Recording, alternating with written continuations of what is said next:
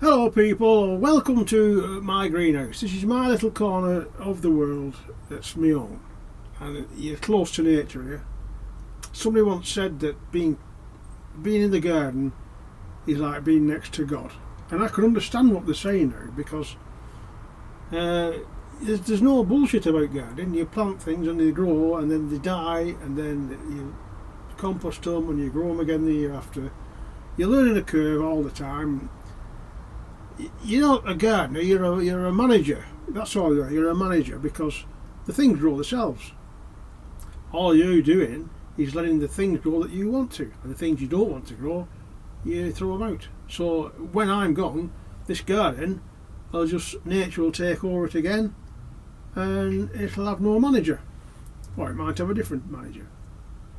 Anyway, today's reason for the talk is Tom's Confessions of a Young Plumber. Now, plumbers have trouble all their lives. You have leaks. A plumber what's never had a leak, he's never done any plumbing.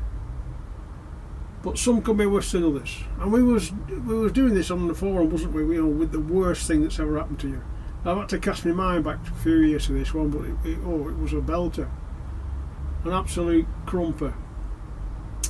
I was a young plumber, probably 22, 23, I don't know.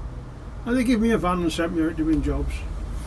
And one day I got this call to go, well, it wasn't a call, because nobody had mobile phones then. You know, you go into the morning, you got your job sheet, and on my job sheet was this building. It was an office building, and the roof was overflowing.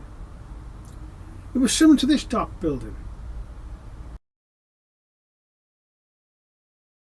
That's what they call a parapet roof, and it was full of water. It was like a swimming pool, well, paddling pool, that deep. You couldn't stand in it because I didn't have wellies. It would have been a well above the wellies. But the person who was in charge of the building was worried that there's so much water on the roof that it might penetrate and start coming through, so he wanted to get rid of the water. And I was having a look round, and there was a drain in one corner of that parapet roof, and it was just disappearing, so it was an internal soil stack.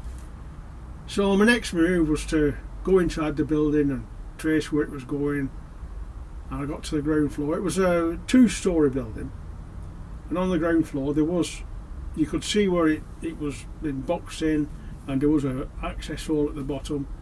I got to that access hole, took that off, a couple of screws, and there was one of those drain access sockets like this.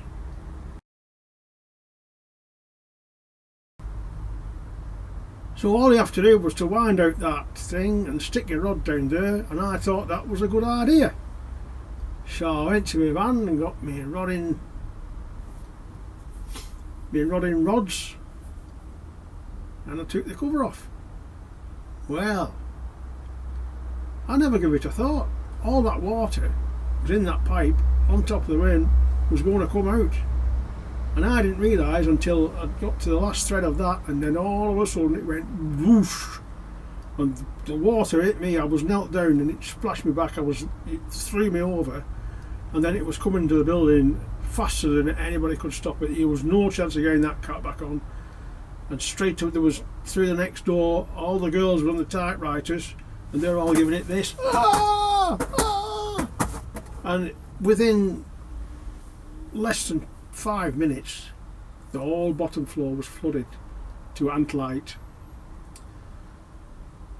and my name was Muck, and I didn't live that down for a long time. Oh, what fun.